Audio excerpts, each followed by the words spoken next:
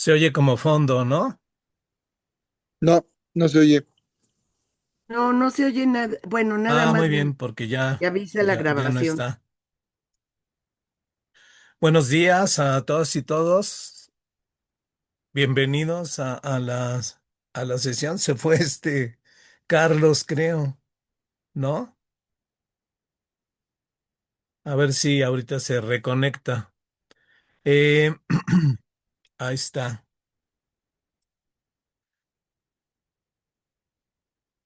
¿Ya te habías ido, Carlos? Sí, me sacó. De repente Bueno, pasa. pues vamos a empezar con otra vez con dándole continuidad a este seminario de marxismos. Em, Ay, ahorita me acordé de Castor que me había dicho pero no sé si se lo mandé. Dejen checar, voy a ponerle una pausa a esto. Sí está grabando, sí. Buenos días a todos y todas. Vamos a darle continuidad a este seminario de marxismos. Hoy vamos a ver un marxismo heterodoxo, poco común dentro de la historia de los marxismos, que es el marxismo de Walter Benjamin, para que este Carlos no me corrija. Es Eh, En alemán es Balta. sí, yo y Sí, Walter Benjamin, ¿no? no, Balta. Balsa. Bueno, le voy a decir Walter Benjamin mejor. Balta. No, no. Con A. Con A al final. Walter, Walter Balta. Benjamin. Exacto. Muy bien. Em, entonces vamos a revisarlo. Estoy pensando que probablemente sean dos sesiones. Entonces a lo mejor me voy midiendo el tiempo. Eh, la segunda sesión va a ser también muy interesante. De hecho, la había preparado sobre todo para un texto de Walter Benjamin, las tesis sobre la historia, ¿no? Que no pretendo abordar en esta reunión, pero esta reunión sería una especie como de introducción al pensamiento de Benjamin. Eh, es que dejen ver que se mueva. Y podemos empezar con un poema de Brecht, que fue amigo de Walter Benjamin. Eh, Conversaron mucho, compartieron muchas ideas. Justamente cuando da su giro marxista. Entonces, dice el poeta, dramaturgo, escritor, revolucionario Bertolt Brecht, me dicen que adelantándote a los verdugos has levantado la mano contra ti mismo. 8 años desterrado, observando el ascenso del enemigo, empujado finalmente a una frontera incruzable, has cruzado, me dicen, otra que sí es cruzable. Imperios se derrumban, los jefes de pandillas se pasean como hombres de Estado, los pueblos se han vuelto invisibles bajo sus armamentos. Así el futuro está en tinieblas y débiles las fuerzas del bien. Tú veías todo esto cuando destruiste el cuerpo destinado a la tortura. Lo escribe Bertolt Brecht a la muerte de Walter Benjamin, que es en realidad un suicidio, ¿no? Tiempos, esa referencia, ese contexto de ese poema de Bertolt Brecht, por supuesto que nos remite a nuestros tiempos, ¿sí? Ahí estamos, el avance del enemigo, el ascenso del enemigo sigue imparable. El enemigo es el fascismo. Ese es el enemigo, siempre será la figura del enemigo en Walter Benjamin. Los jefes de pandillas se pasean como hombres de Estado, nunca como ahora, ¿no? Los imperios se derrumban y en su derrumbe tenemos esta catástrofe, ¿no? Los pueblos se han vuelto invisibles bajo sus armamentos. Quedará Europa pagando los pueblos los impuestos para las armas de la próxima guerra, ¿no? Y sí, el futuro está en tinieblas, ¿no?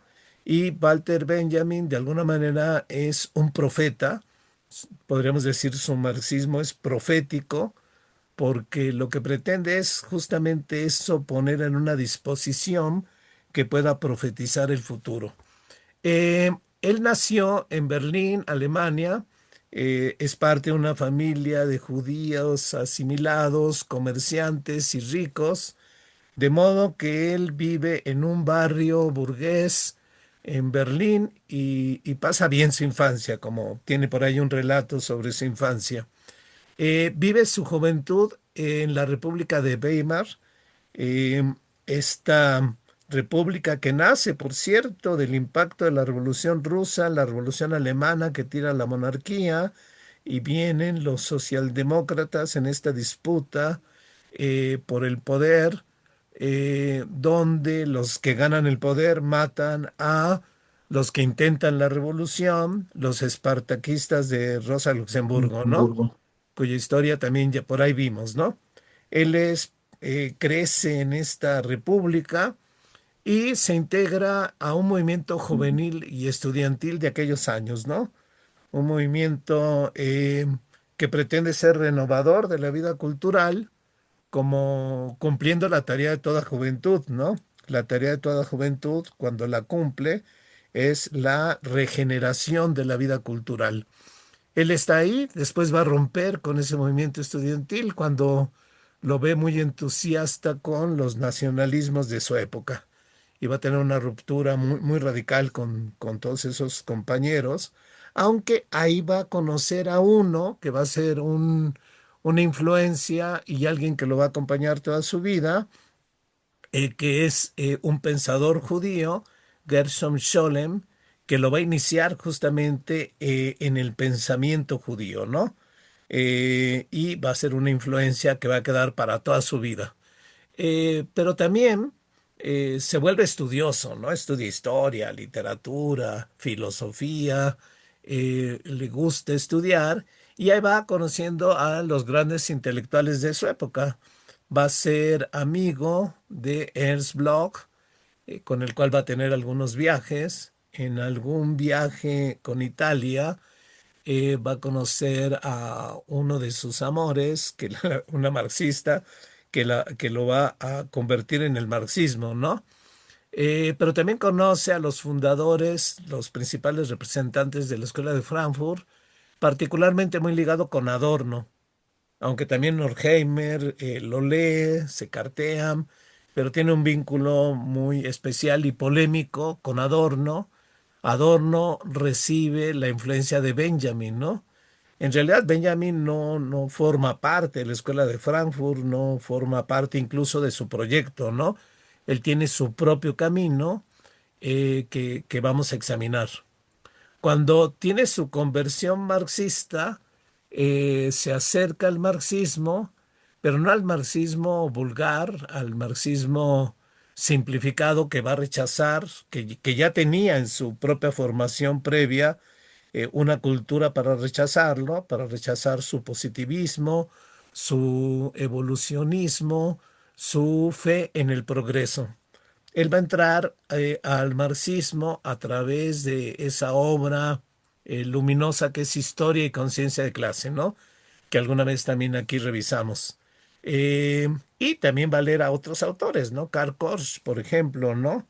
El Marx de Karl Korsch va a ser también muy significativo para él y este tipo de lecturas, ¿no? Y por supuesto se va a acercar a Bertolt Brecht, va a tener reuniones con él, conversaciones, va a escribir mucho sobre su obra. Por ahí hay un libro justamente que recopila todos los escritos de Benjamin sobre su teatro épico, sobre su poesía, sobre sus posturas estético-políticas que lo van a influir, van a ser determinantes en algunos escritos muy significativos sobre la estética, una estética, o más bien una propuesta de arte político que él va a defender. Eh, Se vuelve marxista, pero es un crítico de las concepciones predominantes del marxismo de aquella época, principalmente las de la socialdemocracia y su visión más que revolucionaria, evolucionista y reformista, pero en otro momento va a tomar distancia también crítica de lo que ocurre con el marxismo de la Tercera Internacional, porque detecta el estalinismo y su influencia en el propio pensamiento marxista, ¿no? Eh, Su dogmatismo y también estas recaídas en este marxismo vulgar de la socialdemocracia. Eh, Él vive como hijo de burgueses, pues en parte subsiste por esa fortuna familiar. En realidad él es un exquisito intelectual, coleccionista, eh, compra obras de teatro, por ahí pretende, sus libros son también una adoración suya, pero poco a poco va sintiendo la necesidad de obtener recursos, no logra entrar a la universidad, no logra entrar a la vida académica, entonces él gana algo publicando en revistas y periódicos, escribe muchísimo. Escribe, como vamos a ver, muy literariamente. También tiene muchas obras en, en un cruce entre pensamiento y literatura, ¿no? Eh, por fin los frankfurtianos le dan una beca para que escriba su obra interminable sobre los pasajes de París. Luego se tiene que exiliar cuando los nazis toman el poder en Alemania. Imagínense, él es un judío, él es marxista de izquierda. eh, y bueno, corre en riesgo su vida, ¿no? Eh, Todo ese discurso en contra de los marxistas, ahora muy repetido por las derechas, ¿no? Actuales, las extremas derechas actuales, que revelan que su miedo tal vez no sean los eh, progresistas actuales, ¿no? Ellos expresan muy bien su miedo, las derechas extremas, las derechas fascistas y posfascistas. Su miedo es el comunismo, su miedo es un planteamiento radical anticapitalista, ¿no? Y esto ya se expresaba en aquella Alemania y, eh, y Benjamin lo sabía. Tal vez no sabía todo lo que estaban haciendo los campos de concentración, pero él huye a Francia, vive exiliado ahí, se tarda en escapar porque los nazis también invaden Francia.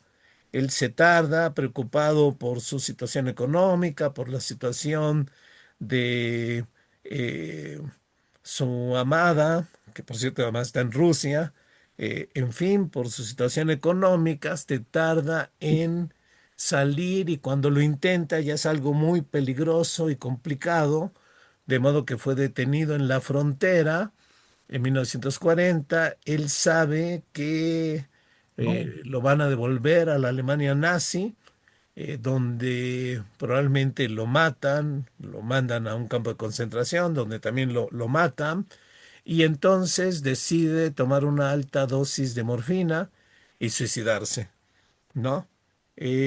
Vida y muerte de Walter Benjamin. Él pasa por varias fases, su pensamiento se va desarrollando, ¿no?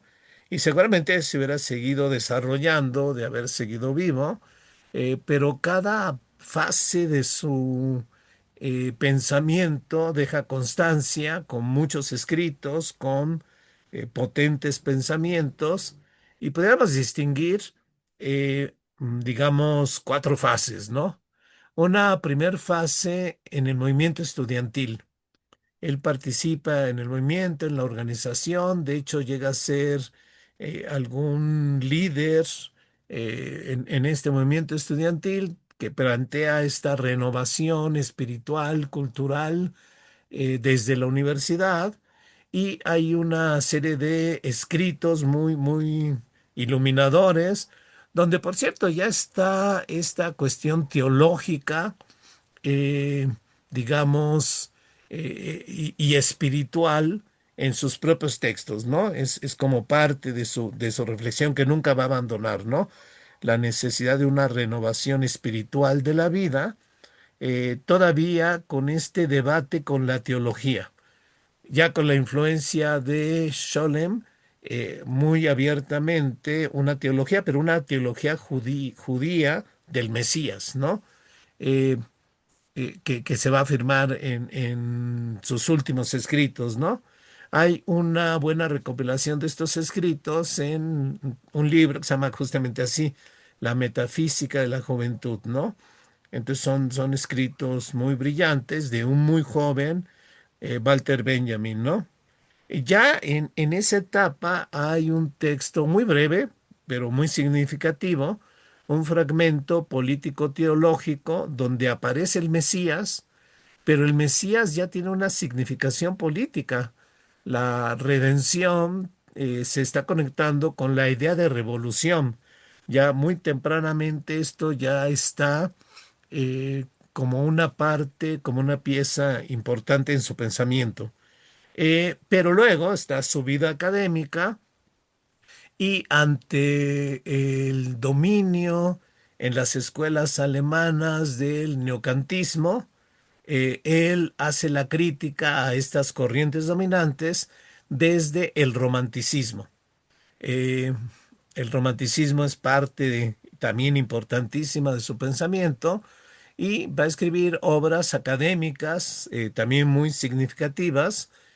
Su tesis, El concepto de crítica en el romanticismo alemán, una obra muy, muy erudita, El origen del drama barroco alemán, donde por cierto va a rescatar una figura literaria muy importante en su pensamiento, que es la alegoría, ¿no? La alegoría no es una metáfora, no es un símbolo, o es una imagen que quiere ejemplificar algo, ¿no? Entonces, esto va a ser muy importante en todo su pensamiento, las imágenes ejemplificadoras, ¿no? Con una carga también simbólica muy grande, ¿no? Eh, pero va a ser a partir de esta influencia del barroco, digamos, hay algo de barroco en su pensamiento por el uso muy frecuente de las alegorías. Luego tiene esta conversión marxista muy al estilo de George Lukács, pero no tan radical como la de Lukács. Ya había antecedentes en Walter Benjamin, sus amigos, su entorno, sus pláticas con Bloch. Lee muy tempranamente también el libro de Bloch, El espíritu de la utopía. Discute mucho con Adorno y finalmente encuentra este marxismo mucho más interesante y rico, que es el de Lukács, y tiene su conversión marxista, ¿no? Eh, pero esta conversión marxista no va a negar todo su anterior pensamiento, o sea, su teología judía mesiánica va a quedar presente, la importancia del romanticismo va a estar presente, su estilo barroco de escribir va a estar presente, y su marxismo entonces va a ser un Pongamos de marxismo fecha. también crítico político, siempre, ¿no? Ok. Crítico político en la estética y la epistemología. Va a haber una crítica epistemológica a formas de conocer y va a haber también una muy importante discusión sobre la obra de arte, el arte y la creación, pero todo en clave política. Ya, digamos que su llegada al marxismo pone en el centro la política en su pensamiento, ¿no? Entonces él va a politizar todo, ¿no? El arte va a ser politizada, la epistemología va a ser politizada, todo, la historia va a ser repolitizada, ¿no?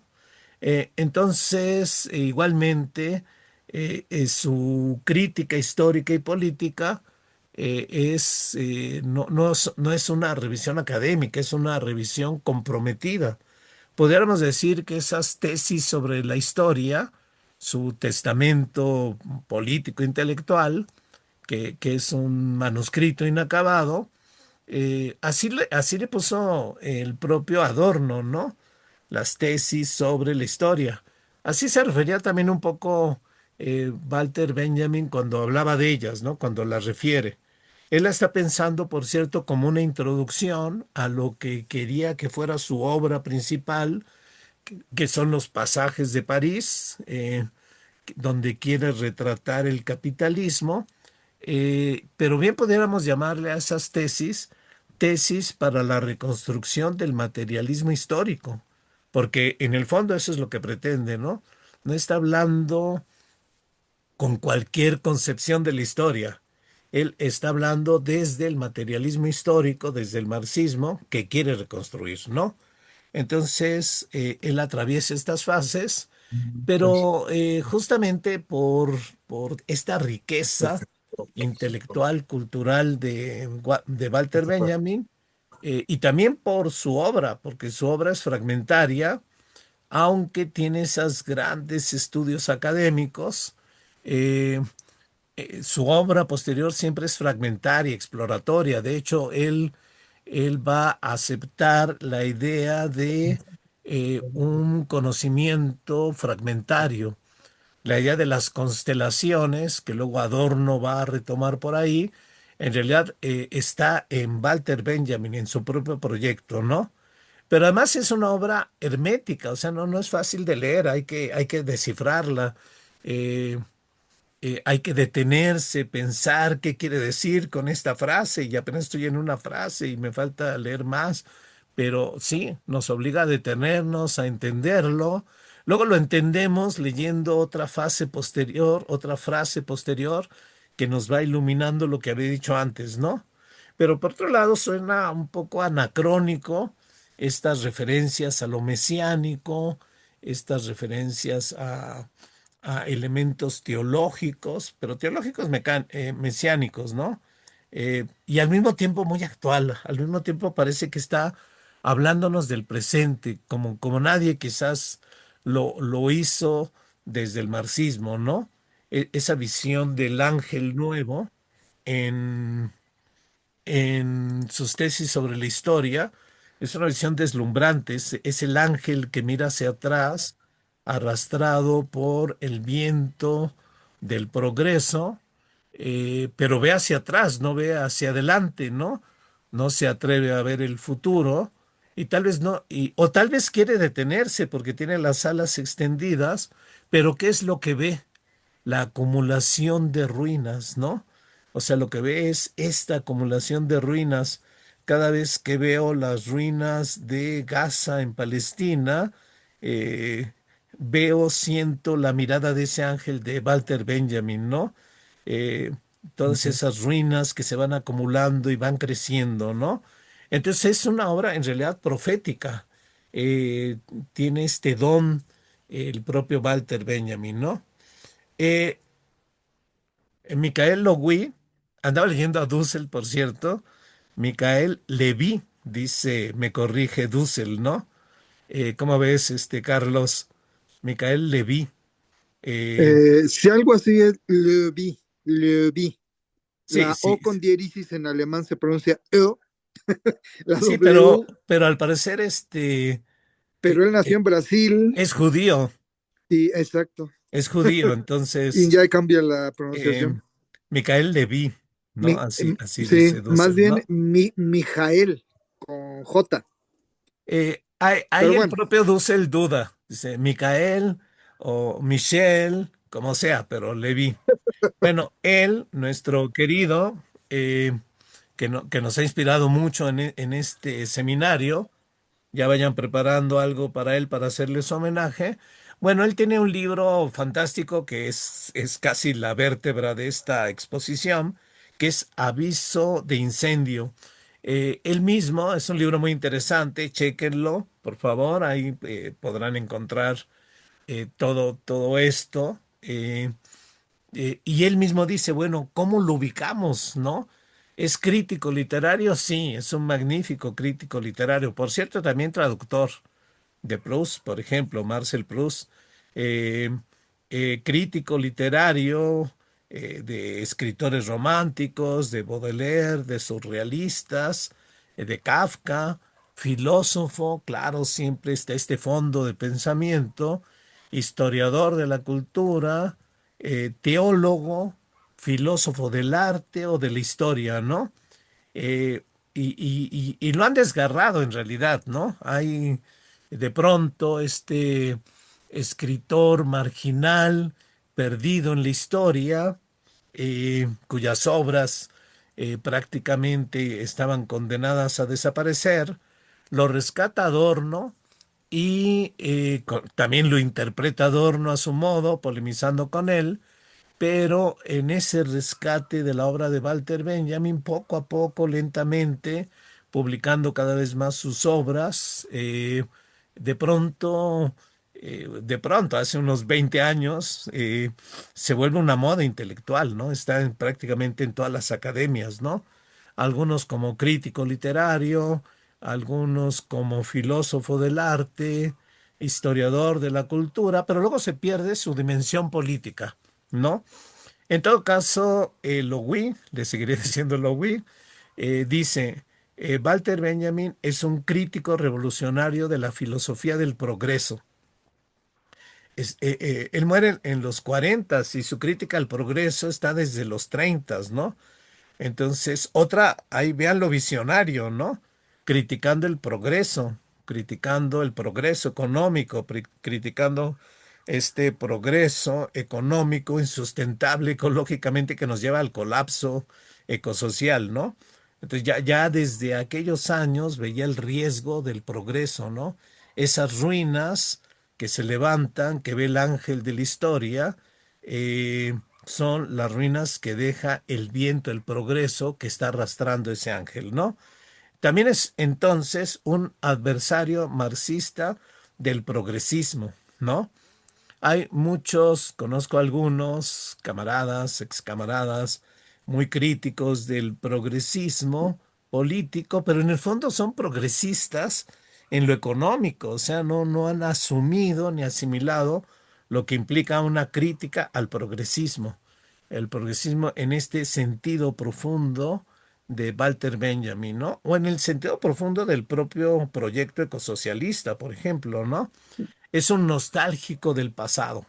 Y hay que asumirnos que me gusta este de ser nostálgicos del pasado, que sueñan con el porvenir, nostálgicos de la comunidad, nostálgicos de la vida comunitaria, de una vida reconciliada con la naturaleza. Sí, yo soy nostálgico de ese pasado, que sueña con el porvenir y en el porvenir sueño el pasado también, ¿no? Un romántico partidario del materialismo, ¿no? Un romántico, místico, abierto a lo mágico incluso, pero materialista. Y entonces dice Lowey, es en todos los sentidos de la palabra inclasificable, aunque igualmente como todos lo va a intentar clasificar. Bueno, si ya de por sí su pensamiento es muy rico, complejo, diverso, también hay muchas lecturas sobre interpretaciones sobre Walter Benjamin que lo complican, ¿no? Por ejemplo, está esta lectura de Adorno, siempre polémicas sobre Walter Benjamin, que lo influye, pero al mismo tiempo toma sus distancias, lo critica. Habermas también, como seguidor de la Escuela de Frankfurt, también con esta fascinación que siempre deja Walter Benjamin, pero también con este intento de hacer un ajuste de cuentas, ¿no? De clasificarlo, ¿no? Eh, o esta lectura de este marxista inglés, Terry Ingleton, eh, también intentando leer toda esta potencia revolucionaria de su pensamiento, pero inevitablemente dialogando desde la perspectiva actual, ¿no? Dialogando y a veces asimilando a ciertas corrientes posmodernas, eh, en fin, una lectora más atenta y más crítica, muy importante, es esta Susan Book-Morss. Bueno, tiene esta dialéctica de la mirada sobre el proyecto de los pasajes de París, pero tiene por ahí otro libro muy, muy bueno, escritos, Walter Benjamin, escritor revolucionario, ¿no? Son como 4 o 5 ensayos muy, muy buenos, muy ricos, desde esta perspectiva de izquierda, ¿no? También Ben Said escribió su propio libro sobre Walter Benjamin, Centinela Mesiánico, donde él casi no refiere toda esta discusión de la interpretación de Walter Benjamin. Él lo lee desde su perspectiva política y dialoga con él. Es un libro muy rico, donde está esta forma de escribir de Walter Benjamin y la forma propia eh, de Daniel Ben Said, presentándolo como el centinela mesiánico, ¿no? Que nos está pasando la herencia de despertar a los muertos para vengarse de los vencedores y traer el acontecimiento mesiánico, o sea, la revolución a nuestros días, en el presente, ¿no? Centinela mesiánico, también el propio Daniel Ben Said, ¿no? Está este libro muy bueno de Logui, El aviso de incendio, que es una magnífica introducción a Walter Benjamin, y luego va examinando cada una de las tesis, ¿no? Las 18 tesis sobre la historia, más dos breves tesis más, y las va examinando una por una, ¿no? Y las va discutiendo y las va interpretando, ¿no? Es un magnífico libro. Hay otro libro también muy bueno de Reyes Mate, es La medianoche del siglo, también una lectura a las tesis. Es un libro también como de 300 páginas que va cada una de las tesis, las va examinando. La medianoche del siglo, que hace referencia a este libro de Víctor Serge, esta novela de Víctor Serge, también La medianoche del siglo, ¿no? El ascenso del fascismo y también el ascenso del estalinismo, ¿no? Hay un libro muy, muy bueno de eh, Bolívar Echeverría, La mirada del ángel, ¿no? De este ángel de la historia, este ángel nuevo. En realidad eh, es un libro que casi gira alrededor de la tesis 9 de las tesis sobre la historia de Walter Benjamin, ¿no? Eh, y por supuesto, Bolívar Echeverría fue el que nos trajo aquí a México todas estas lecturas de Walter Benjamin, ¿no? Hay otro libro también muy bueno de Logui, Redención y Utopía, un libro previo, donde ya está examinando el mesianismo de europeo, toda la aportación de la redención y la utopía en el pensamiento de izquierda, de toda una corriente judía que enriquece también la perspectiva revolucionaria del marxismo, ¿no? Eh, entonces, para mí se trata de leer a Walter Benjamin y leerlo políticamente, ¿no? Como Daniel Ben Said lo intenta, ¿no? Retomando una frase del propio Walter Benjamin, ¿no? Ahora la política prevalece frente a la historia, ¿no? Esta politización de su pensamiento de Walter Benjamin, ¿no? Ahora la política prevalece frente a la historia. Y claro, Ben Said, pensador político, dice, bueno, pero ¿qué es la política? La política no es el asunto de Estado, ¿no? La política desde la izquierda revolucionaria es pensamiento estratégico del presente, es la posibilidad de interrumpir el curso de los tiempos, como pedía Walter Benjamin, ¿no? Interrumpir, o sea, no permitir que este tiempo vacío, continuo, lineal, capitalista, cuantitativo, tiempo es dinero, continúe. No, se trata de interrumpirlo, de pararlo y pensar que hay otros tiempos posibles, hay otros mundos posibles y con la acción humana es que surge el Mesías, ¿no? El Mesías que ya no nos atrevíamos a esperar. El Mesías es la revolución, ¿no? Por eso su teología es política, ¿no? No es un Dios el que va a venir a salvarnos, es la irrupción revolucionaria la que puede salvarnos de esta catástrofe hacia la que vamos, ¿no? En ese sentido, en ese sentido, leer a Walter Benjamin políticamente, ¿no? Asumir esto que Ben Said dice, los muertos llaman a los vivos para que estos despierten a los muertos. Modestamente, Benjamin toma su turno de guarda en la cadena solidaria de los centinelas mesiánicos, que se transmite en una secreta consigna para que el último despierte a quienes lo precedieron. Interminable vigilia en la angustia del sueño y de la noche, fielmente, obstinadamente, a la izquierda de lo posible, ¿no? Seamos centinelas mesiánicos, melancólicos, diría el propio Daniel Ben Said. Eh, el Logui determina muy bien, es muy heterodoxo esto que hace Walter Benjamin, porque junta el pensamiento mesiánico judío con el pensamiento marxista, junta la nostalgia por el pasado del romanticismo con la crítica del presente marxista. Es un crítico de la modernidad capitalista industrial con su crítica al progreso. Entonces dice Lowy, eh, las tres fuentes que influyen en el pensamiento de Walter Benjamin, por un lado es el romanticismo alemán, del cual hace una obra, su tesis doctoral, creo, ¿no? Pero también está el mesianismo judío, esta influencia de Scholem, siempre permanente, un amigo que va a tener para toda la vida, ¿no? Aunque luego se van a distanciar, porque él se va a Palestina, Scholem, y lo invita, vámonos a Palestina, ¿no? Con la idea judía de volver a la fuente, ¿no?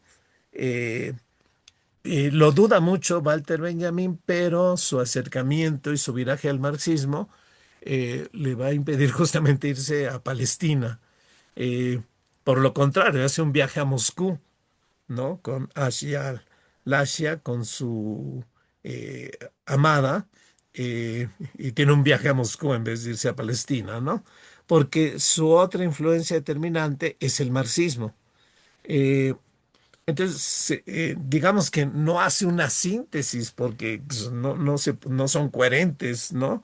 Entre sí, intenta, dice Lowe, una nueva concepción original, ¿no? Eh, y en ese sentido va a plantear la originalidad del marxismo de Walter Benjamin, ¿no? Tiene este elemento romanticista. Lowick siempre va a decir, hay un romanticismo de derechas, hay un romanticismo de izquierda al que hay que rescatar, ¿no? De hecho, el propio Lowick, hasta Lowick podríamos colocarlo en estas tres fuentes, ¿no? El romanticismo, el mesianismo, el marxismo también. En todo caso, el marxismo, los marxismos de Lowick, que son muy ricos, ¿no?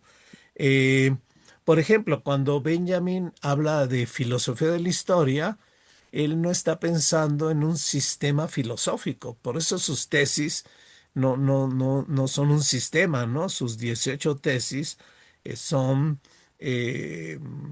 no son tanto conceptuales, tiene alegorías, tiene citas, tiene imágenes, tiene sugerencias, pero no le está apostando a una construcción sistemática conceptual, ¿no? Su punto de partida entonces es el romanticismo. El romanticismo no es solo una escuela artística de comienzos del 19, en realidad es toda una visión del mundo, ¿no? Y una estructura de la sensibilidad. Es una crítica cultural a la civilización Bueno, moderna ay, capitalista, ¿no? O sea, hay que entender el no, romanticismo no, lo así, demás ¿no? sigue aparte. Pero digamos, la singularidad del romanticismo es que lo hace en nombre de una sociedad premoderna, ¿sí? Entonces, en nombre de una sociedad premoderna, el romanticismo critica la cuantificación, reivindica una vida eh, cualitativa, ¿no? Que no se puede medir, que no se puede planear, que no puedes encuadrar. en algún plan, ¿no? Y en ese sentido critica la mecanización de la vida, ¿no? Por lo vivo, por lo vital, ¿no?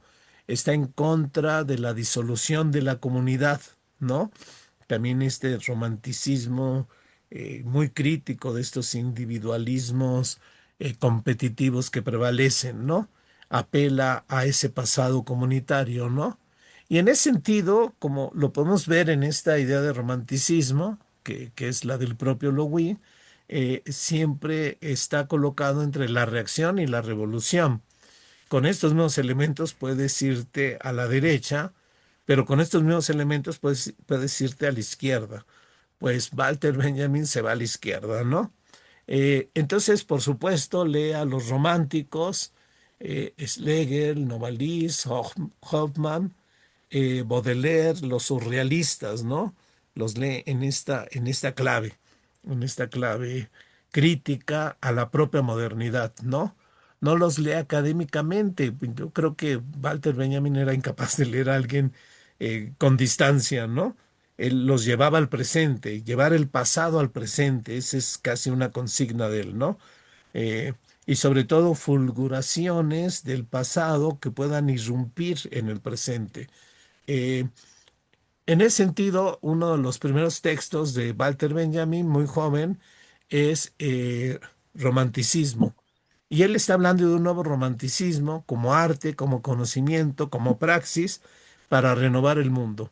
Acuérdense que está en este movimiento estudiantil, juvenil, con estas ganas que tienen los jóvenes a veces de renovar el mundo, ¿no?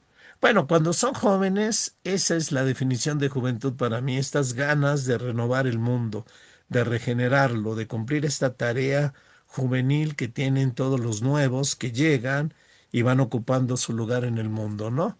Hay unos nuevos que rápidamente se vuelven seniles e integrados al sistema y ya no cumplen esa tarea, ¿no?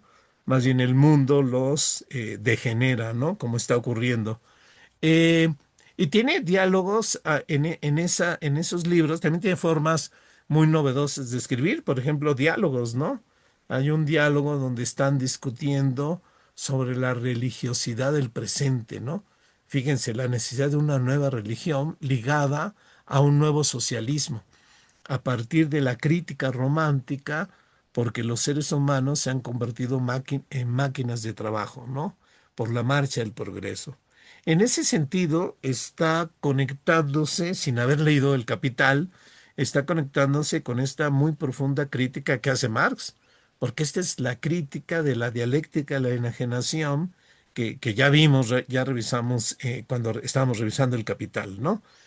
Pero no se necesita leer al Capital para ver esto en el mundo, ¿no? O en todo caso lo ve esta sensibilidad exacerbada de este joven Walter Benjamin, ¿no? Tiene otro texto, La vida de los estudiantes, de 1914, donde ya aquí está metiendo los temas, dice Lowe, que lo van a obsesionar toda su vida, ¿no? La cuestión de la crítica de lo técnico y lo científico, esta sobrevaloración de lo técnico y lo científico, como ya vimos, por cierto, cuando veíamos a Marx, enajenado a la lógica del capital, y le contrapone lo metafísico, ¿no? También la cuestión de la temporalidad histórica, eso va a ser bien importante en las tesis, ¿no? Él va a pensar otro tiempo en contra del tiempo homogéneo, vacío, lineal, cuantitativo.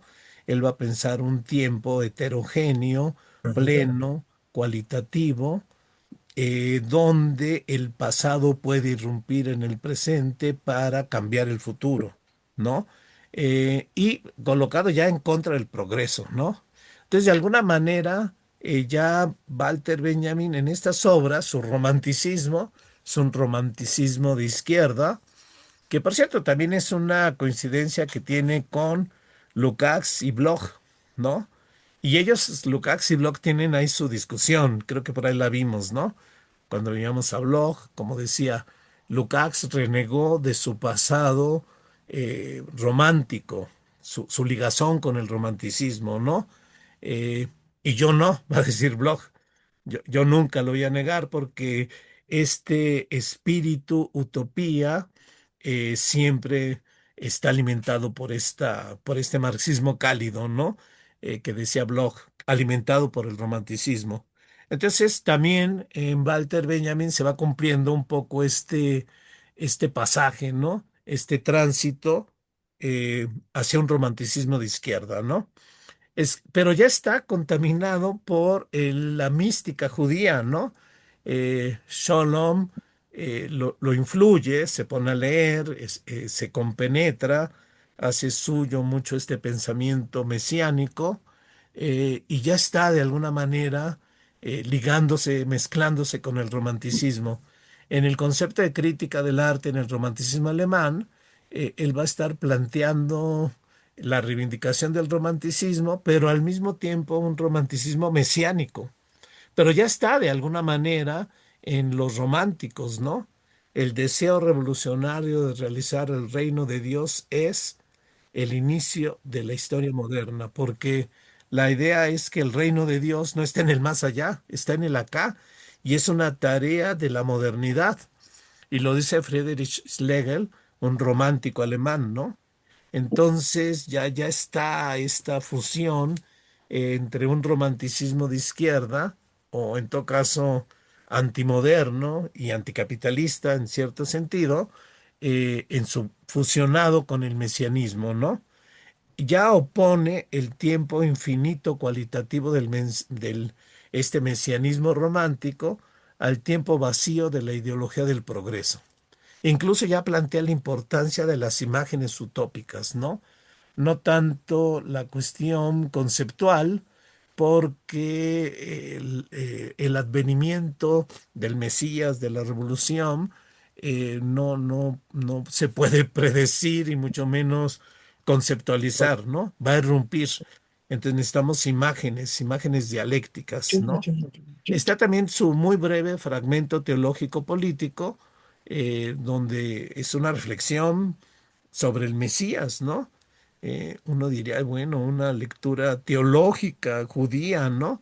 Pero que al leerlo desde esta perspectiva romántica, se vuelve en realidad una teología política, porque las luchas liberadoras, revolucionarias, del mundo son en realidad el cumplimiento de la promesa mesiánica, ¿no? Ya veremos en las tesis sobre la historia cómo interpretar bien esta fusión entre teología y marxismo, ¿no? La primera tesis sobre el concepto de historia, él va a hablar de una máquina donde hay un muñeco que juega ajedrez y gana todas las partidas, que es el marxismo, pero la trampa, el truco por el cual gana todas las partidas, es que hay un enano deforme, oculto ahí, que es el que dirige, que es un experto en ajedrez, que es el que dirige todas las jugadas. Y dice Walter Benjamin, la máquina es el materialismo histórico, el enano escondido es la teología, ¿no? Ya lo interpretaremos esto, pero ya de alguna manera ya está aquí, ¿no?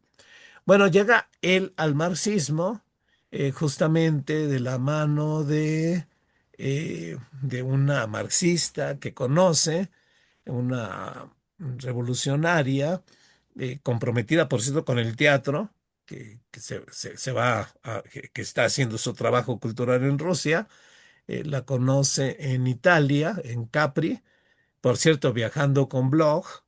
Ya me imagino qué pláticas tenían Bloch y Benjamin, pero Benjamin la ve, la queda deslumbrado con ella y trata de acercarse, finalmente se atreve a acercarse y empiezan a establecer una relación compleja, amorosa y también intelectual, ¿no? Él se enamora de ella en 1924 y los dos de alguna manera se influyen, pero ella también le da toda una fuerza para alejarlo de la academia, que por otro lado lo rechaza, y para que él desarrolle su escritura independiente, ¿no? Eh, entonces ella va a ser una gran influencia en este viraje político hacia el marxismo. Se pone a leer la historia y conciencia de clase, ya había leído El espíritu de la utopía de Bloch, y va a empezar a leer el marxismo, pero desde esta clave crítica cultural, un marxismo más complejo, ¿no? Y se va a acercar, por supuesto, a Bertolt Brecht, que va a ser también muy importante, ¿no? Esta relación con Asia es muy determinante, porque de alguna manera también le va a dar una fuerza, una confianza. Él mismo va a hablar de que había un antiguo Walter Benjamin y va a surgir un nuevo Walter Benjamin, ¿no? En su desarrollo individual. Pero esta transformación que tiene él es una transformación no solo en lo interno, en Muy su fuerza de carácter, en su confianza, sino también es una transformación política, ¿no? Porque él se asume como parte del marxismo, pero su marxismo va a ser crítico y creativo, va a ser un marxismo cultural principalmente, ¿no? Eh, y escribe, una de las primeras obras que escribe, por cierto, dedicada a Asia, es este libro, Dirección Única, o luego hay otra traducción, Calle de Dirección Única, eh, donde es un libro en realidad de historias, de fragmentos, es muy claramente la escritura fragmentaria de Walter Benjamin, ¿no? Donde puede hablar de muchas cosas brevemente, lo que ve, lo que piensa, ahí podemos ver toda la dispersión de su pensamiento, eh, siempre con esta escritura muy fina y esta observación muy fina, pero también muy dispersa, ¿no? Uno podría decir, bueno, ¿y qué está viendo este Walter Benjamin, ¿no? Entonces les doy un fragmento de lo que ve. Tiene un pequeño fragmento, el libro está estructurado así con fragmentos, ¿no? Se llama Avisador de Incendios, ¿no? Todos debemos ser avisadores de incendios, por cierto, pero ¿cómo lo dice? Y es uno de los raros textos que habla de lucha de clases, ¿no? O sea, en otros textos de esta dirección única, pues habla de un parque o habla de mil cosas de la vida cotidiana, pero este texto, digamos, que irrumpe en este propio libro, ¿no? Como él mismo lo dice, ¿no? De pronto una cita, un texto irrumpe y hace brillar todo, ¿no? Bueno, pues este es uno de esos, ¿no? Dice así, la idea de la lucha de clases puede inducir error. La idea de lucha de clases puede inducir error. No se trata de una prueba de fuerza en la que se decide la cuestión de quién vence o quién sucumbe, ni de un combate a cuyo término le irá bien al vencedor y mal al vencido.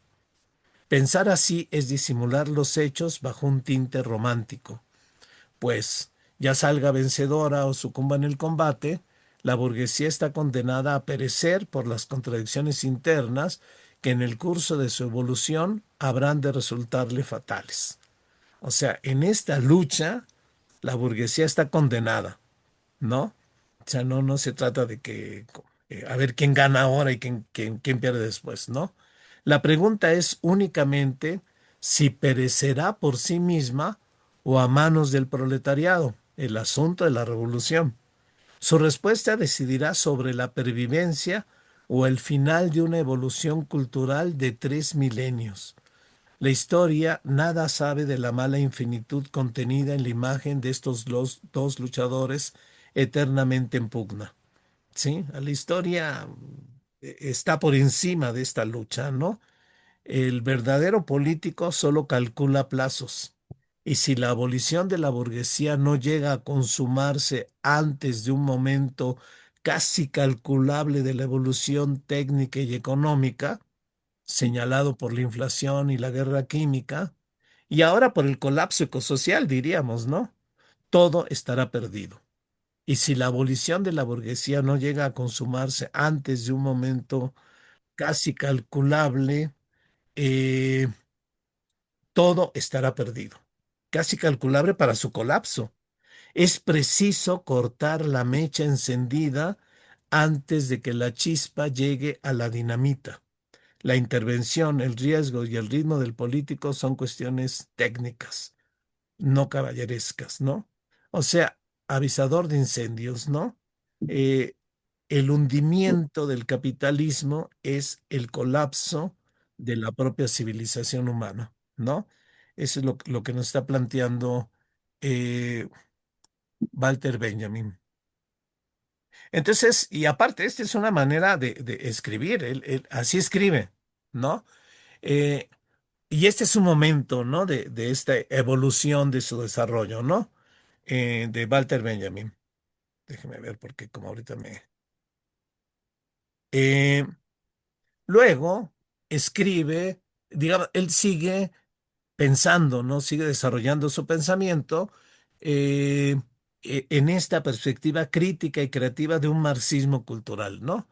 Escribe sobre el surrealismo, donde defiende el surrealismo, pero también defiende el pesimismo revolucionario, ¿no? Un pesimismo revolucionario de izquierda. Por otro lado, hay un pensamiento profundamente pesimista en la burguesía, ¿no? La decadencia de Occidente ya está anunciada, ahora más que nunca, evidente para quien quiera verlo. Nada más es cosa de escuchar a los dirigentes europeos para ver la decadencia de Occidente, la decadencia del imperialismo europeo. eh, que quiere ir a la guerra, pero él está reivindicando un pesimismo revolucionario que, por cierto, toma de un surrealista trotskista, Pierre Naville, ¿no? Que dice así, por cierto, y lo vuelve él consigna de su propio pensamiento, ¿no?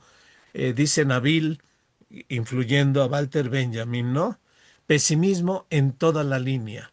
Hay que ser pesimistas en toda la línea. Sí, sin duda y completamente. Y completamente. Desconfianza con respecto al destino de la literatura. Desconfianza con respecto al destino de la libertad. Sí, sí, evidente ahora, ¿no? También del destino de la literatura, también del destino de la libertad. Desconfianza con respecto al destino del hombre europeo, más que nunca. Pero sobre todo, tres veces desconfianza frente a cualquier arreglo entre las clases, entre los pueblos, entre los individuos. Y solo confianza ilimitada en que se están perfeccionando las armas de guerra. ¿No? Eso es lo que se está perfeccionando hoy mismo, ¿no? Entonces, como ven, son estos textos del pasado que irrumpen en el presente y nos dan un relámpago de, de profecía del futuro, ¿no? Un fragmento muy al estilo de Walter Benjamin, ¿no? Entonces, contra el optimismo del marxismo vulgar incluso contra la esperanza de Bloch, Walter Benjamin reivindica el pesimismo que le permite la premonición de las catástrofes que vienen. Yo digo que entonces este pesimismo profundo de Walter Benjamin, este asumir esta postura pesimista es la que le permite tener este don profético al propio Walter Benjamin, ¿no? En su pensamiento, ¿no? Ben Said lo va a asimilar esta idea del pesimismo con la melancolía revolucionaria, ¿no? De modo que la apuesta revolucionaria es eso, una apuesta incierta, puede ocurrir o puede no ocurrir, ¿no? Vale la pena apostar por ello, pero con la incertidumbre, ¿no? Eh, Sin embargo, creo que Walter Benjamin va más allá de esta apuesta melancólica, con este profundo pesimismo que permite que su pensamiento sea profético, ¿no? Permite ver lo que nadie veía y lo que a nosotros vemos. Y no todos vemos, por cierto, ¿no? No todos vemos la catástrofe en la que estamos, ¿no? Es muy interesante esta eh, relación entre Walter Benjamin y el surrealismo, que por supuesto reivindica Walter Benjamin, y también reivindica Logui. Logui, por cierto, también tiene su vertiente surrealista. Él ha sido parte de grupos surrealistas y tiene un conocimiento y una ligazón con una especie de surrealismo que quiere mantenerse vivo eh, y que, dice él, da lugar a un marxismo gótico, ¿no? Un marxismo romántico y fascinado por el encantamiento, por lo maravilloso, ¿no? Eh, los frijoles saltarines que descubre André Breton en México, que lo tienen fascinado, ¿no? Pero igualmente Walter Benjamin tenía fascinaciones sobre cosas ocultas, ¿no? Había una apertura a lo mágico, a lo maravilloso en su propio pensamiento, ¿no? Eh, y luego ya propiamente en este viraje marxista, eh, escribe textos muy importantes que hay que leer en clave política, ¿no? Porque, digamos, todo su posicionamiento epistemológico en la epistemología y en la estética es político, ¿no? A lo güey le parece que son estos textos, primeros textos que donde quiere asumir una postura marxista, más ligada a un marxismo ortodoxo, digamos, son más productivistas, ¿no? Aunque no van a dejar de lado toda esta eh, influencia del romanticismo, ¿no? Y en realidad, si vemos esos textos que está elaborando en esta época, lo que vemos es la insistencia de lo político en el plano epistemológico, en el plano estético. Y lo político entendido como perspectiva revolucionaria, ¿no? Como por ahí decía Ben Said, ¿qué entendemos por lo político? No entendemos estas disputas de los jefes de Estado, esa pandilla, que ahora son jefes de Estado. No, la política, como la entendemos aquí, como la entendía Walter Benjamin, es política revolucionaria, ¿no? Entonces escribe textos muy interesantes, muy innovadores, como Experiencia y Pobreza, el autor como productor, la obra de arte en la época de su reproductibilidad técnica y textos sobre Brecht, ¿no? Por ahí hay una recopilación de libros, de textos que escribe Benjamin sobre Brecht, incluso una conversación en Dinamarca. Escribe sobre su teatro épico, sobre su poesía, sobre su postura estética política, pero también escribe estos otros textos que pudieran dar lugar a una especie de epistemología crítica que ahora nos parecen muy significativos, ¿no? Textos que a lo mejor pudieran parecer y a lo mejor a algunos les siguen pareciendo extraños, ¿no? Estos textos de epistemología crítica de Walter Benjamin. Por cierto, una epistemología fragmentaria, ¿no? Como su propia obra, pero una epistemología que quiere recuperar la experiencia, ¿no? ¿Qué valor tiene toda la cultura cuando la experiencia no nos conecta con ella? ¿No? Pero ¿qué es la experiencia? ¿Qué es hacer experiencia? ¿No? ¿Qué implica experiencia? Eh, con los objetos, probetas, mecheros, estudiantes, maestros, se hacen experimentos y experimentan con nosotros, ¿no? Solo los sujetos pueden tener experiencia. Hacer experiencia supone intentar hacernos sujetos, ¿no? Convivencias y aprendizajes.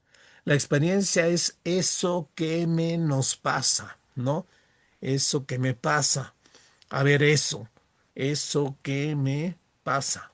Eso remite a un acontecimiento. O sea, hay experiencias si hay algo que irrumpe, algo que rompe el flujo cotidiano, lineal, esperado de la vida, algo que sale de lo común, de lo ya sabido y repetido, ¿no? Algo que de pronto nos ilumina, ¿no? Nos mueve, ¿no? Algo que de pronto nos cambia, ¿no? Eso. Ahora nos pasa porque lo sentimos, ¿no?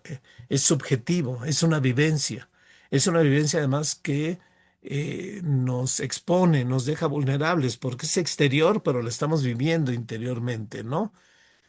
Pero eh, nos deja vulnerables, ¿no? Nos saca de nuestro lugar común, de nuestro sitio, de nuestra zona de confort, como luego dicen, ¿no?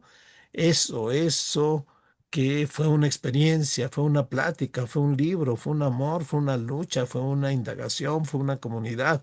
Eso, pero eso me pasa, nos pasa, ¿no? Es vivida, es experimentada, es sentida, ¿no? Y por eso también es pensada, repensada, reflexionada, nos vuelve a hacer a pensar, ¿no? La experiencia nos recuerda que tenemos interioridad, ¿no? Y si es auténtica, se vuelve experiencia de nosotros mismos, reflexividad, conocimiento de nosotros mismos, ¿no? ¿Cuál fue nuestra experiencia, ¿no? Eso que de pronto investigamos, pensamos, descubrimos, disfrutamos, inventamos, nos conmovemos, nos compartimos, hablamos, escuchamos, ¿no? Esta cosa subjetiva que nos está atravesando, pero pasa, es un pasar, ya pasó, fue un transitar, fue un viaje en un terreno incierto, peligroso, ¿no? Porque experiencia viene de experiri, y el periri es peligro, y es exponernos en esa zona de peligro, ¿no? Que luego no nos atrevemos. ¿Qué va a decir Walter Benjamin sobre esto? Que el mundo ya ha perdido la experiencia. Hay una nueva pobreza, no solo hay una pobreza material, hay una pobreza interior, que es la pobreza de experiencia, ¿no? Eh, Antes había una vez en que las generaciones heredaban, transmitían experiencia a las nuevas generaciones que vienen a renovar el mundo, dice Walter Benjamin, ¿no? Las nuevas generaciones que vienen a renovar el mundo. Y había las anteriores que les transmitían su experiencia, ¿no? Pero la experiencia ha bajado, ¿no? Él habla de lo que ocurre en la Segunda Guerra Mundial, una experiencia espantosa, trágica, terrible, ¿no? Y hubo quien la vivió, pero los que regresan de la guerra están mudos, ¿no? Pobres de experiencia comunicable. No pueden comunicar su propia experiencia, ¿no? Y mientras más crece la técnica, aumentan las ideas, los entretenimientos y disminuyen la experiencia. Y las enseñanzas sin experiencia no valen. Hay pobreza de experiencias personales y de la generalidad de la humanidad, ¿no? Entonces dice Walter Benjamin, ¿no? Esta experiencia es una nueva barbarie. Es una nueva barbarie porque sin experiencia no puede haber nuevas creaciones, ¿no? Sin experiencia, eh, en realidad está ocurriendo que más bien se aspira a no tener experiencias, ¿no? Y dice Walter Benjamin, ¿no? Y ubiquémoslo en su época, ¿no? La existencia del ratón Mickey es el sueño del hombre contemporáneo, ¿no? O sea, la existencia de caricatura, de una caricatura además previsible, ¿no? Siempre se va a salvar, ¿no? Y siempre es caricaturesca, plana, ¿no? Superficial, estúpida, con su primitivismo y búsqueda de confort, empeñando su posibilidad de experiencia por una pequeña moneda de lo actual. Sí, de eso está hablando. O sea, diríamos, qué raro hablar de pobreza de experiencia, ¿no? Y bueno, por supuesto que esta pobreza de experiencia sigue existiendo, ¿no? Incluso ahora hay pobreza de experiencia porque hay un exceso de información. Nunca en toda la historia había tanta información, pero al mismo tiempo eh, es imposible procesar esa información de modo que no hay experiencia. También hay falta de experiencia, pobreza de experiencia por el exceso de opinadores y opiniones, ¿no? De pronto estamos discutiendo las opiniones, tenemos avidez de novedades, el periodismo, ahora me imagino, TikTok, ¿no? Esta avidez de estar ahí con este tipo de entretenimientos que están manufacturando el consenso y no hay experiencia. No, no hay vivencia, no hay pensamiento propio, ¿no? Por otro lado, tampoco tenemos mucho tiempo. Todo va deprisa, ¿no? Todo va deprisa y todo pasa y nada nos pasa. Por el exceso de trabajo también, ¿no? El exceso proletarizado, esclavizado, hiperactivo, ¿no? La experiencia supone ir despacio, irse deteniendo para sentar, para pensar, sentir, escuchar, cultivar el arte del encuentro. Incluso hoy en el aparato escolar, no hay experiencia, solo hay informaciones, hay transmisión de opiniones de manera rápida y fugaz, ¿no? Y no hay tiempo para la propia experiencia, ¿no?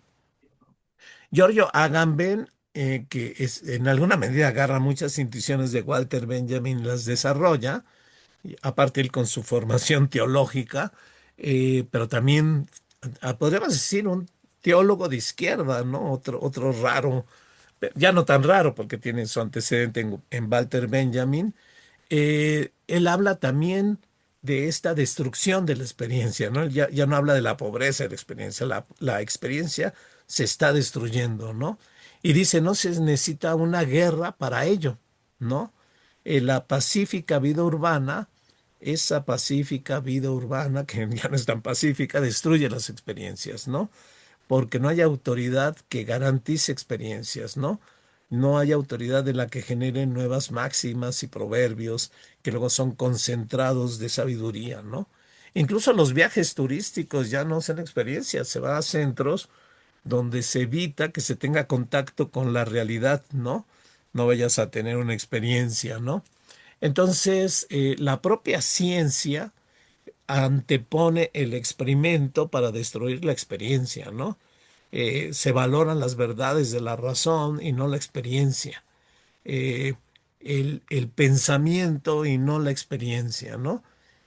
Mucho de la ciencia moderna se funda en la ciencia y los experimentos con instrumentos, resultados matematizables, leyes científicas, donde se acabaron las experiencias, ¿no? Ya no hay experiencia en este mundo en el que vivimos, ¿no?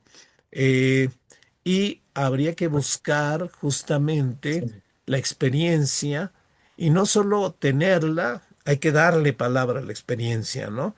Hay que darle palabra a la experiencia con la poesía, con la literatura, con el diálogo, con la narración.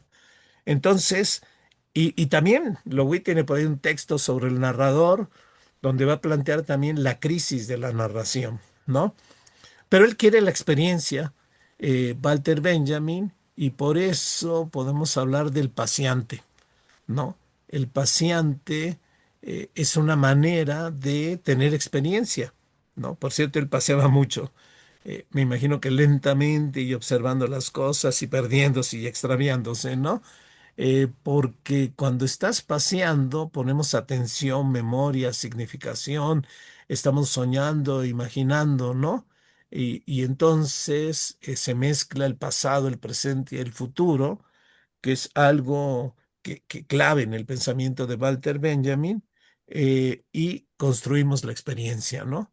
Entonces, pasear es un método para obtener experiencias, ¿no? Experiencias de lo real, ¿sí? Entonces, va a haber una reivindicación con el paciente de Walter Benjamin de la recuperación de la experiencia, ¿no? Entonces, incluso pudiéramos sacar la idea, digamos, un método epistemológico para nuestra vida, ¿sí? Para tener experiencias, que significa también pensar, que significa también sentir, ¿no? Pero una experiencia donde no se quiera dominar. Por eso una experiencia sin intencionalidad, ¿no? No voy a pasear para conocer, ¿no? No voy a pasear para disfrutar y para tener, a ver qué ocurre la experiencia, ¿no? Eh, entonces se trata de tener incluso una metodología de la experiencia en el paseo, ¿no? Que implica, en primer lugar, restaurar la dignidad de la experiencia, ¿no? Que requiere esta ausencia de intencionalidad, ¿no? O sea, no vamos a pasear buscando experiencia, vamos a pasear y a ver qué pasa. ¿Qué pasa? Si pasa algo, es la experiencia, ¿no? A lo mejor no pasa nada porque nos fuimos rápidamente a nuestra escuela y lo único que queremos era llegar temprano para firmar. Entonces no tuvimos experiencia, ¿no? Pero hoy domingo podemos salir a pasear, ¿no? Eh, Porque un paseo es el primer paseo, ¿no? Un paseo siempre implica experiencia, siempre nos recuerda, nos lleva al futuro o nos pone en el presente, ¿no? Eh, entonces, se trata de viajar, de pasear, pero con esta apertura a la posibilidad de encuentros, ¿no? Eh, También salir a la captura de instantes o de rostros, ¿no? Eh, de capturar el presente, ¿no? De ir afuera de nosotros para tener estas experiencias, ¿no? Dice Benjamin, capturar el rostro del instante. Para hacerlo es necesario una atención flotante y sin plan, ¿no? Eh, y en ese sentido, derivar como un paseante y buscar esa experiencia, tener esa experiencia, a ver si la tenemos, pero también hay que elaborarla, ¿no? Hay que elaborarla, hay que pensarla, hay que narrarla, ¿no? Eh, entonces, tenemos esta epistemología de la experiencia, ¿no? Donde van surgiendo todas estas potencias que tenemos, ¿no? La atención flotante, el abrirnos a lo exterior, la memoria, recordar, también la imaginación, siempre estamos imaginando, siempre andamos ensoñando, andamos comparando y ahí somos libres, ¿no? También es un momento de libertad, ¿no? Recordar ese No paseo de tienes los todas niños las que cobijas fuimos porque alguna vez, ¿no? Entonces, no hagamos un estuviste paseo a lo Benjamin, para ¿no? toda la noche. O otro método en Todos estas los papeles epistemologías de críticas todo de Walter Benjamin trabajo. está el método del fragmento, ¿no? Eh, que es otra propuesta epistemológica, ¿no? Pero epistemología política, ¿no? Esta más abiertamente política, ¿no? Él propone tres formas de conocer el coleccionista como coleccionista, sí, recolectar sin violencia epistémica, ¿no? Recolectar las cosas sin necesariamente someterlas, dominarlas, ¿no? El coleccionista que cuida amorosamente objetos, ¿no? Entonces es una epistemología erótica y afectiva. Yo estoy seguro que todo mundo lo tiene, ¿no? Yo mis libros, que ahora ya no los trato con tanto cuidado, sí los cuido, a ver, los tengo muy desordenados, pero hay quien tiene las plantas, hay quien va a su casa, cómo vamos juntando una pieza de adorno y vamos teniendo esta epistemología, ¿no? Y esos objetos son objetos del pasado que nos recuerdan algo, tal vez un viaje, ¿no? Los cuidamos y los sacamos de la lógica mercantil y nos relacionamos con los objetos no por la utilidad, ¿no? Por la admiración, por el cuidado, no, no es una mercancía, ¿no? No, no tiene un valor cuantitativo, tiene un valor cualitativo, ¿no? Entonces dice Benjamin, Walter Benjamin, que sueña con cosas libres y sin servidumbres, ¿no? En un mundo capitalista donde los humanos son cosificados, ¿no? Me resuena ahorita esta cultura maya, los tojolobales, ¿no? Donde también ellos hablan de que todos los seres estamos conectados y merecemos cuidado, ¿no? Una mesa, una silla nos acompañan, no son objetos, son acompañantes que merecen cuidado y respeto y reverencia, ¿no? Algo así, ¿no? Estos mundos desmercantilizados donde los objetos cobran otro sentido, ¿no? Otra es el que hace montajes. Mucho de la obra de Walter Benjamin son montajes, composiciones, collage, agarra citas que coloca en un determinado contexto donde la cita significa otra cosa, porque él está viendo la posibilidad de que con estos montajes tenemos una epistemología artística y política, ¿no? Artística porque la componemos nosotros, ¿no? Y política porque siempre está trayendo el pasado al presente para irrumpir en el presente, ¿no? Está rememorando, reutilizando, componiendo, pero con una intención política, ¿no? Es mucho de la obra de Walter Benjamin, ¿no? El libro de Ben Said, del Centinela Mesiánico, está construido con esta metodología, así, esta composición dialogando con Walter Benjamin, pero agarrando citas y dialogando con ellas y trayendo fragmentos para iluminar cierta interpretación del propio Daniel Ben Said leyendo a Walter Benjamin, ¿no? O los traperos, ¿no? Estos intelectuales marginales del lado de los oprimidos que rescata lo desechado, ¿no? Con una epistemología que hace memoria para agitar en el presente. Y todas estas son tareas políticas, ¿no? Sí, hay muchos buenos historiadores que rescatan esas historias de los vencidos, que por lo menos tienen ese momento de levantamiento, de insurrección, que vale la pena recordar, ¿no? Esos descartados, rotos, que no importan, que hay que rescatar, ¿no? Que hay que rescatar y agitar para anunciar el acontecimiento mesiánico liberador, ¿no? Creo que Walter Benjamin dice levantar esos trapos y agitarlos para anunciar lo que viene, ¿no? Volverlos banderas, ¿no? Entonces, es toda una epistemología política, ¿no? Estas composiciones, componer nuevas relaciones de fragmentos para rescatar lo perdido, lo olvidado, lo reprimido, ¿no? Y hacer una composición subversiva, hacer una composición que sea una iluminación profana de acontecimientos. Y yo creo que hay que hacerlo en esta batalla que tenemos contra la derecha, contra el fascismo, ¿no? Estoy pensando que tenemos que rescatar todo de aquello que tenemos que hacer memoria, que ya no hacemos memoria. Hay que buscar celebrar a todos los vencidos, a todos los nuestros, ¿no? Hacer nuestro propio calendario e irlos celebrando, irlos recordando, irlos siempre agitando otra vez, ¿no? Componiendo en estos tiempos, ¿no?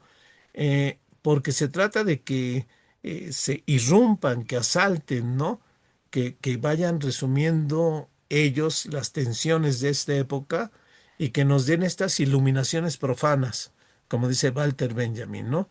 Iluminaciones de este mundo, pero iluminaciones de este mundo que vean posibilidades de cambiar al mundo. Por eso toda esta epistemología es política, ¿no? No es el coleccionista o el que compone porque quiere hacer arte, porque quiere tener un disfrute estético, porque quiere hacer cosas raras y exóticas. No, todo esto tiene una función política. Walter Benjamin está politizado.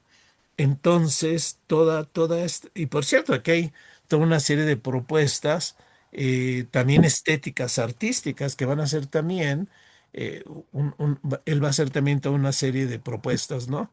Y hace una crítica a la ciencia moderna, justamente, ¿no? O sea, toda esta epistemología crítica del cuidado, de la composición, del rescate de lo descartado, va en contra de una epistemología violenta que se impone en el mundo moderno, ¿no? Este conocer para dominar, ¿no? Esta idea de la ciencia para volvernos amos y señores de la naturaleza, ¿no? Esta necesidad de cuestionar esa ciencia. Y ya andamos terminando, vamos a hablar rápidamente de sus textos estéticos, pero ya con este contexto político con el que aborda las cosas Walter Benjamin, veremos que cuando él habla de la estética del arte, va a hablar para politizarla, ¿no? No va a ser una discusión en el campo estético, va a ser una discusión en el campo político, ¿no? Esa es la cuestión. Por ejemplo, la obra de arte en la época de la reproductibilidad técnica, sí empieza con una larga distinción entre el arte que tiene aura tradicional, de culto, etcétera, contrapuesto a los productos estéticos que se pueden reproducir técnicamente, ¿no? La fotografía y el cine, él pone como ejemplo, ¿no? Eh, entonces, el debate, creo yo, no es tanto entre este contraste entre la obra de arte con aura y la obra de arte sin aura, ¿no? En la que se va a clavar, por ejemplo, Adorno, ¿no? Eh, donde va a poner en cuestión una supuesta obra de arte sin aura. Es decir, esta es la industria cultural enajenante. Pero Benjamin en realidad sabe que el arte con aura es elitista y él lo que quiere es un arte que dispute al fascismo, que dispute a esta derecha que ha triunfado, ¿no? ¿Y cómo triunfó? Entre otras cosas, porque el fascismo estetizó la política, ¿no? Esto hay que observarlo, dice Walter Benjamin, ¿no? Y lo sigue haciendo la derecha, sigue estetizando la política, ¿no? Entonces él dice, ¿qué debemos de hacer? Debemos volver, el cómo debe responder el comunismo, dice así Walter Benjamin, ¿no? Debemos responder volviendo al arte político, abandonar la idea del arte con aura, abandonar la idea del arte por el arte y reivindicar un arte político, pero no un arte que igualmente produzca propaganda enajenante, ¿no? Sino un arte desenajenante. Y aquí está evidentemente la influencia de Bertolt Brecht, pero otra vez profético, ¿no? Otra vez profético. Dice Walter Benjamin, ¿no? Hágase el arte y perezca el mundo, dice el fascismo. Y espera, como la fe de Marinetti. Marinetti es un artista de la modernidad, de las vanguardias, futurista, pero es un futurista que celebra la guerra, ¿no? Por ahí pone un texto de Marinetti celebrando, eh, como Trump, parece casi Trump, este Marinetti, ¿no? Los tanques, las armas, lo ve como un triunfo, una cosa que hay que celebrar, ¿no? Eh, Walter Benjamin dice, hágase el arte y perezca el mundo por la guerra, ¿no? Dice el fascismo, y espera, como la fe de Marinetti, que la guerra sea capaz de ofrecer una satisfacción artística a la percepción sensorial transformada por la técnica. Sí, fíjense, una satisfacción, la guerra sea satisfacción artística, perfeccionada sensorialmente por la técnica, ¿no? Esto que resuena como muy actual, ¿no? Este es al parecer el momento culminante del arte por el arte. La humanidad, que fue una vez en Homero un objeto de contemplación para los dioses olímpicos, se ha vuelto ahora la humanidad se ha vuelto ahora objeto de contemplación para sí misma. La humanidad se contempla a sí misma. Pero ¿qué es lo que contempla? Su autoenajenación ha alcanzado un grado tal que le permite vivir su propia aniquilación como goce estético de primer orden. Vivir el apocalipsis, ¿no? ¿Cuál es tu película apocalíptica preferida, no? Eh, Esto es lo que estamos viviendo. O sea, la estética, eh, como diría Federici, es la pedagogía de la crueldad, ¿no? Eso es lo que estamos viviendo, ¿no?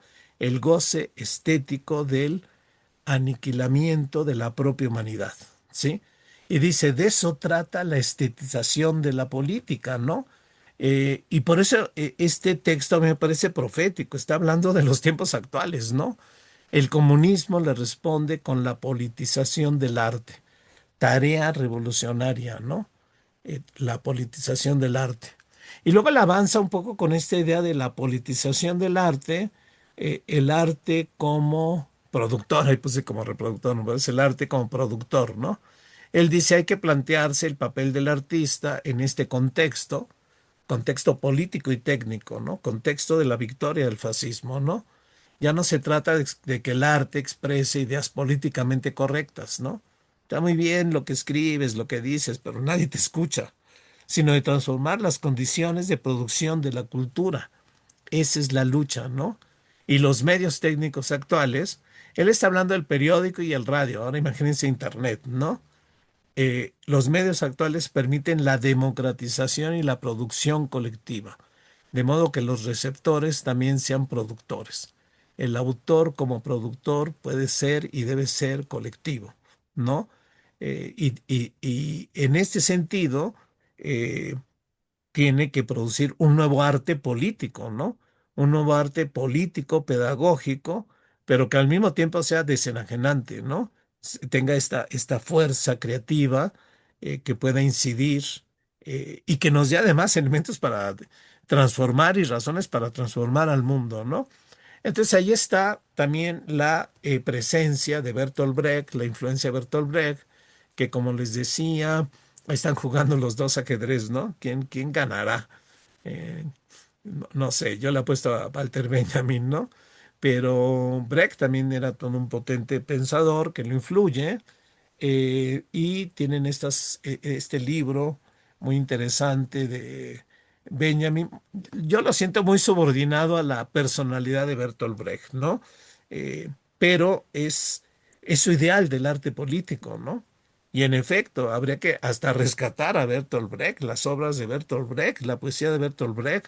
Hay que florezca muchos Bertolt Brecht en estos mundos, ¿no? En este momento que tenemos, ¿no?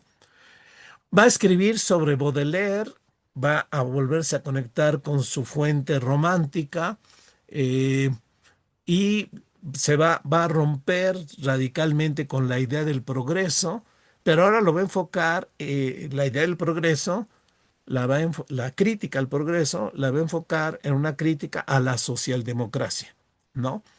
eh, Claramente, pero también a el propio comunismo, ¿no?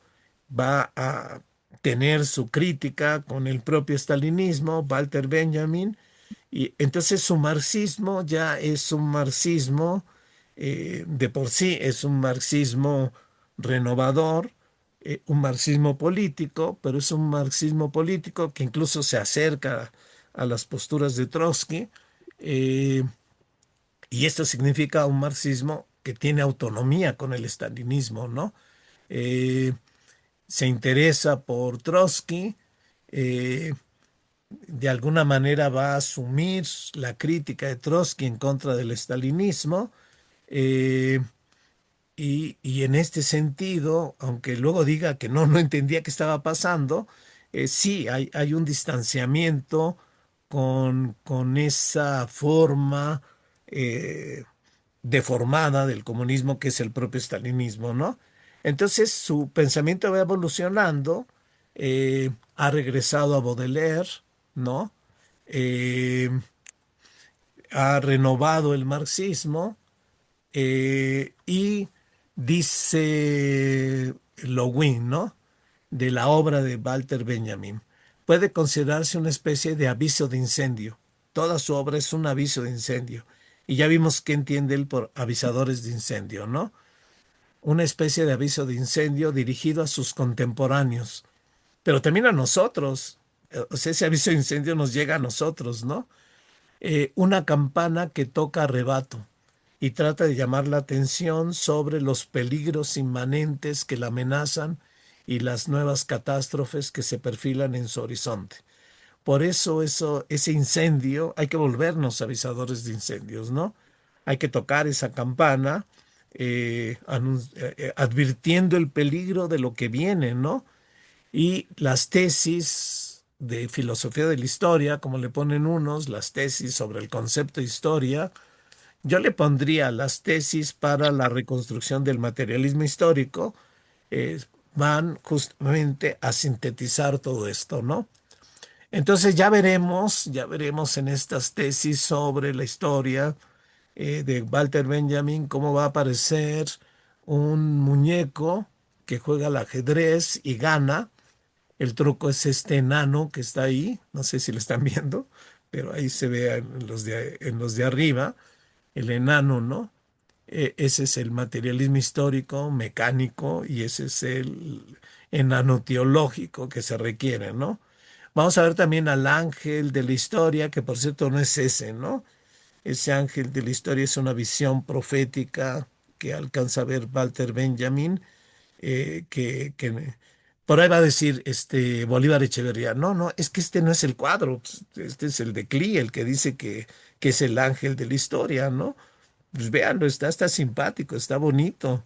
No, el ángel de la historia. Entonces dice Bolívar Echeverría, no, él está hablando de otro ángel, ¿no? Y hay hasta libros que dicen, este es el ángel que ve Walter Benjamin, ¿no? Pero no, no es ninguno de esos, es una visión profética alimentada por todo esto de lo que hemos hablado, ¿no? Y vamos a pararle acá con esta eh, introducción, digamos, al pensamiento de Walter Benjamin, eh, que seguiremos la próxima, no sé, pero la próxima que va a ser sobre la teoría de la historia. José Luis, ahí andas por ahí. Ya te vi, si eres tú, José Luis. Hola, hola. A ver si luego platicamos. ¿Sí? Toby, hola, hola. Patro, nos vemos este fin de semana, ¿verdad? Bueno, aquí haciendo saludos, ¿no? Sí, Naela, gracias, saludos. El a ver si 25, también luego gracias. platicamos. Te das una Sí, vuelta, me claro, avisas. claro, claro. Y gracias por el recuerdo de Walter Benjamin, Sí, sí, sí. con sus tres figuras y el ángel de Claire. Gracias, ¿eh? Muy bien. Eh, Rememorar es bueno. Hay alguien acaba de entrar, pues ya nos vamos. Ha de ser Carlos que se salió, o quién sabe. Naila, luego platicamos, ¿sí? Y bueno, pues Sí, muchas gracias a todos los que estuvieron presentes. Ya saben, ahora hay que irnos de paseo, ¿no? Como dice Walter Benjamin, ¿no? Bueno, espero que nos veamos. Vamos a ver las tesis sobre la historia, que es un texto muy, muy importante, muy significativo, eh, que, digamos, yo solo quería exponer ese texto de las tesis sobre la historia, pero está la potencia de este marxismo extraño, nuevo, renovador de Walter Benjamin, ¿sí? Entonces, pues nos vemos. Hasta luego. No sé si ya terminó aquí la grabación. Ah, no. Bueno.